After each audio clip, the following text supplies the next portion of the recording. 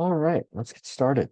So we're going to start on the sign up page because that's where the loop sort of starts. Here we have basic setup information, then metadata like keywords, and I just gave it CS212, homework 3, and then viewport so it looks proper on all devices.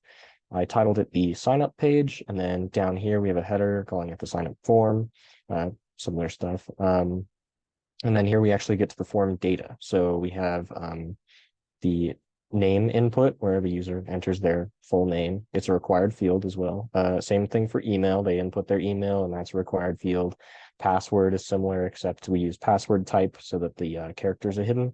And then we get to profession, and profession is a drop-down menu where they can select student, working professional, or professor. And then we have a URL input where they put their LinkedIn profile, and then a file input where they can upload a profile picture. And then down at the bottom, we have a subscribe to newsletter button, which is a checkbox, which is already checked because most websites tend to do that.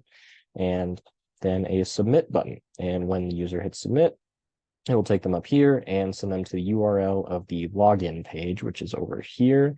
And when we get to the login page, it's a lot of the same stuff up here, just different title and heading. And then we say title this user details, and we ask for their username. And so they enter a username with the placeholder and the required attributes. And then a password, they enter their password, similar attributes there. And then finally, they hit the submit button here. And the submit button here takes them to the URL of the feedback page. So our feedback page is right here. And once again, similar setup stuff, keywords, viewport, titled it feedback response form, heading here, and then gave them a little message saying that they can help improve the experience. And then we have the actual form right here where they enter feedback into a text box, which I gave the column and rows attributes and also the required attribute. And then a rating section where they can enter excellent, good, average, or poor, and that uses radio buttons, so they can only select one of a kind.